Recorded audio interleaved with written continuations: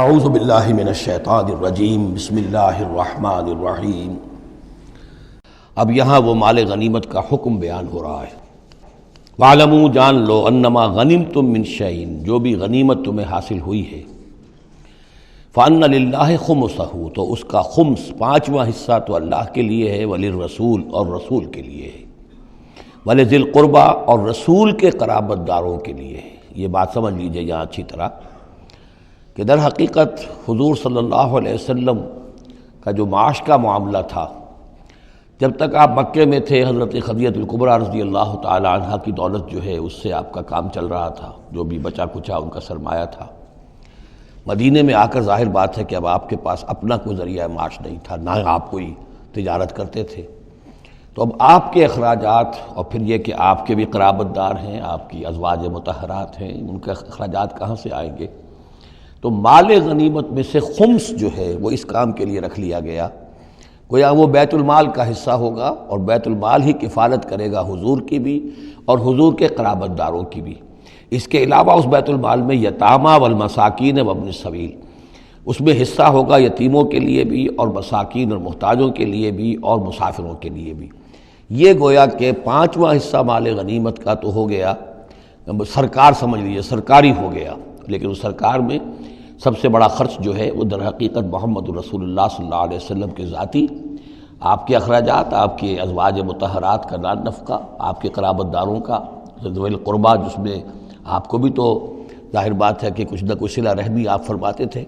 تو اس کے لیے، اور یہ کہ یتیموں اور مساکین کے لیے وابن السبیل۔ ان کنتم آمنتم باللہ، اگر تم ایمان رکھتے ہو اللہ پر، وما انزلنا علی عبدنا، اور اس شے پر جو ہم نے نازل کی اپنے بندے پر، یوم الفرقان، فیصلے کے دن، یعنی جو شے نازل کی وہ ہے غیبی امداد، نصرت غیبی، جو فرشتے آئے۔ ظاہر بات ہے کہ وہ ایک انسین جو ہے غیب کا معاملہ ہے، فرشتوں کو دیکھا تو کسی نے نہیں، تو جیسے وحی آتی تھی حضرت جبرائیل لے کر آتے تھے تو اس پر ایمان رکھتے ہو کہ یہ قرآن جو ہے اللہ کی طرف سے ہے، ایسے ہی تمہیں یقین ہونا چاہیے کہ اللہ تعالیٰ نے اپنا وہ وعدہ پورا فرمایا اور اللہ تعالیٰ نے فرشتے بھیجے۔ تو اگر تمہیں وہ یقین ہے تو پھر تم اس حکم کو پورے طور پر یوں سمجھیے کہ دلی طور پر اس کو قبول کرو، خوش دلی کے ساتھ پوری طریقے سے، کہ خمس جو ہے وہ تو اللہ اور اس کے رسول کا، بیت المال کا۔ بقیہ کے بارے میں حضور نے فرما دیا کہ 4/5 جو ہے یہ اب تقسیم ہو جائے گا مجاہدین کے درمیان۔ اس میں اس سے کوئی بحث نہیں ہے کہ کس نے کتنا جمع کیا، سارا مال ایک جگہ جمع ہوگا اور پھر اس کے حصے لگیں گے، چاہے کوئی پہرے پر تھا، جنگ کی نوبت ہی نہیں آئی، چاہے یہ کہ کوئی باقاعدہ جنگ میں کسی نے حصہ لیا، چاہے کسی نے مال غنیمت جمع کیا چاہے نہیں کیا، جو بھی جنگ میں ہے ان کو برابر کا حصہ ملے گا۔ اس میں یہ ہے کہ جو سواریوں والے تھے انہیں دوہرا، اور جو پیدل تھے انہیں اکیرا، اس لیے کہ سواریاں اگر کسی کا اونٹ ہے، کسی کا گھوڑا ہے، 2 گھوڑے بھی تھے، تو ظاہر بات ہے کہ اس کے چارے وغیرہ کا بندوبست وہ خود اپنے پاس سے کرتا تھا۔ کوئی سپلائی لائنز تو آج کل کی جس طرح فوجوں کی ہوتی ہیں وہاں موجود نہیں تھی،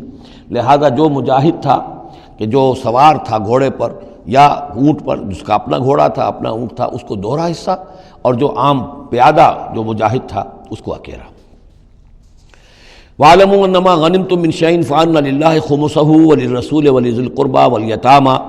والمساکین وابن السبیل ان کنتم آمنتم باللہ وما انزلنا علی عبدنا یوم الفرقان یوم التقى الجمعان، اس فرقان والے دن، فیصلے کے دن، جس دن کی 2 فوجیں بھڑ گئی تھیں۔ واللہ علی کل شیء قدیر، اور اللہ تعالیٰ ہر چیز پر قادر ہے۔ اذ انتم بالعدوۃ الدنیا وہم بالعدوۃ القصویٰ، اصل میں یہ جو وادی ہے جس میں بدر واقع ہوا ہے یہ ایک گھاٹی سی ہے جو دونوں کناروں کے اوپر تو بہت تنگ ہے لیکن درمیان میں بہت کھل کر میدان بن جاتا ہے۔ اس کا ایک سرا جو ہے وہ شمال کی طرف نکل جاتا ہے اور وہ جا رہا ہے شام کی طرف، ایک سرا جنوب کی طرف ہے اور وہ جاتا ہے مکے کی طرف، ایک مشرق کی طرف آتا ہے کہ جو مدینے کی طرف آ رہا ہے،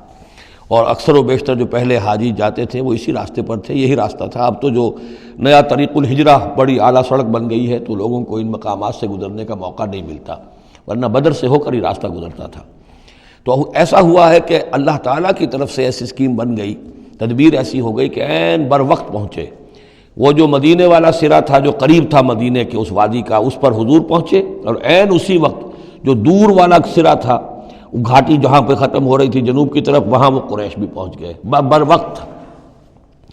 جب تم تھے ورلے کنارے پر اور وہ تھے پرلے کنارے پر، اذ انتم بالعدوۃ الدنیا، دنیا ادنا کا مؤنث ہے قریب تر،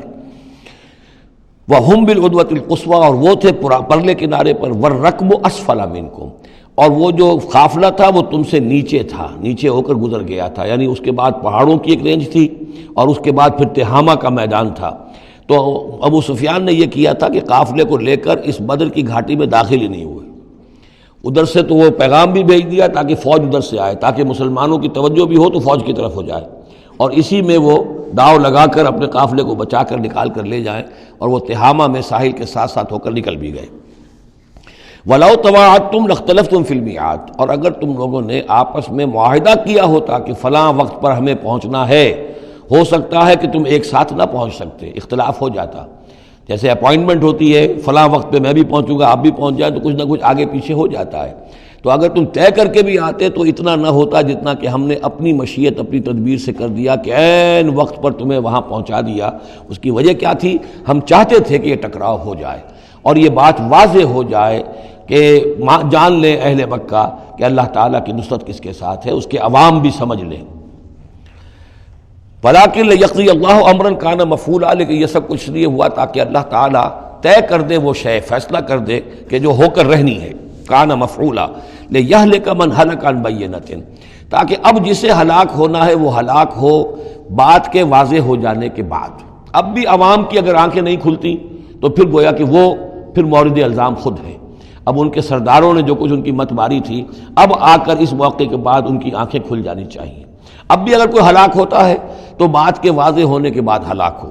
لِيَهْلِكَ مَنْ هَلَكَ عَنْ بَيِّنَةٍ وَيَحْيَىٰ مَنْ حَيَّ عَنْ بَيِّنَةٍ، اور جسے جینا ہے، جس کی زندگی ہے روحانی زندگی، اور جو سیدھے راستے پر آنا چاہتا ہے وہ بھی اس بینہ کی بنا پر وہ سیدھے راستے پر آ جائے اور حیات معنوی حاصل کر لے۔ وَإِنَّ اللَّهَ سَمِيعٌ عَلِيمٌ، اور یقیناً اللہ سب کچھ سننے والا اور جاننے والا ہے۔ اِذْ يُرِيكَهُمُ اللَّهُ فِي مَنَامِكَ قَلِيلًا، جبکہ اللہ تعالیٰ آپ کو دکھا رہا تھا اے نبی ان کو آپ کی نیند میں کم۔ حضور نے خواب میں دیکھا کہ کوئی بڑی طاقت نہیں ہے، بڑی تھوڑی سی جمعیت ہے قریش کی جو آئی ہے، حالانکہ 1000 کا لشکر تھا۔ وَلَوْ أَرَاكَهُمْ كَثِيرًا، اور اگر آپ کو دکھایا ہوتا کہ وہ بڑی بڑی تعداد میں آ رہے ہیں، لَفَشِلْتُمْ، اور آپ نے وہ بات بتائی ہوتی صحابہ کرام کو، اپنے ساتھیوں کو، تو اے مسلمانوں پھر تم کمزوری دکھاتے، تم ڈھیلے پڑ جاتے۔ وَلَا تَنَازَعْتُمْ فِي الْأَمْرِ، اور معاملے کے اندر پھر کوئی ایک اور تنازع کھڑا ہو جاتا کہ ہمیں یہاں جنگ کرنی بھی چاہیے کہ نہیں۔ وَلَٰكِنَّ اللَّهَ سَلَّمَ، لیکن اللہ تعالیٰ نے سلامتی پیدا فرما دی۔ إِنَّهُ عَلِيمٌ بِذَاتِ الصُّدُورِ، یقیناً وہ جو کچھ سینوں کے اندر ہے اس سے واقف ہے۔ اس کی توجیہ یہ کی ہے مفسرین نے کہ اگرچہ نبی کا خواب جھوٹا نہیں ہو سکتا، یہ نہیں تھا کہ حضور کو جو خواب دکھایا گیا وہ غلط تھا، اصل میں ان کی جو معنوی حقیقت تھی وہ دکھا دی گئی۔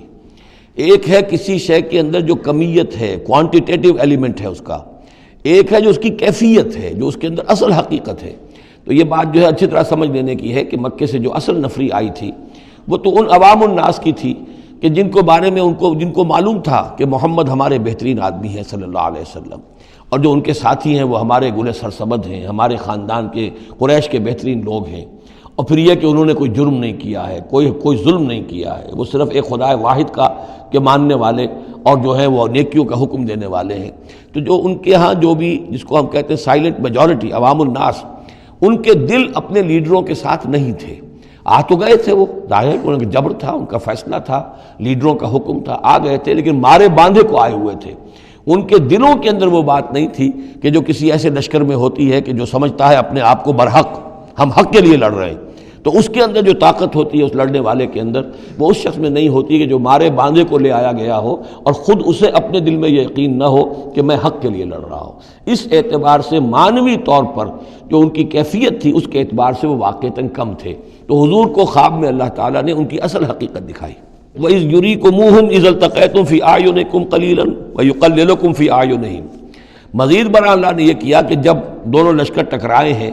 تو ایسی کیفیت پیدا کر دی کہ مسلمانوں کو بھی وہ تھوڑے لگ رہے تھے کہ کوئی زیادہ لوگ نہیں ہیں، اور انہیں بھی مسلمان تھوڑے نظر آ رہے تھے۔ یعنی یہ کہ ہر صورت اللہ نے ایسی بنا دی تھی کہ جنگ ہو اور ڈٹ کر ہو، تاکہ یہ صورتحال جو ہے یوم الفرقان ہونا اس کا بالکل واضح ہو جائے۔ اگر کسی وجہ سے وہ کرنی کترا جاتا معاملہ اور جنگ نہ ہوتی، مقابلہ نہ ہوتا، تو جس طریقے سے کہ اللہ اس کو فیصلہ کن دن بنا دینا چاہتا تھا یوم الفرقان، فیصلے کا دن وہ صورتحال پیدا نہ ہوتی۔ لِيَقْضِيَ اللَّهُ أَمْرًا كَانَ مَفْعُولًا، تاکہ اللہ پورا کر دے اس معاملے کو کہ جو ہونے والا ہی تھا۔ وَإِلَى اللَّهِ تُرْجَعُ الْأُمُورُ، اور تمام معاملات بالآخر تو اللہ ہی کی طرف لوٹا دیے جائیں گے۔ صدق اللہ العظیم۔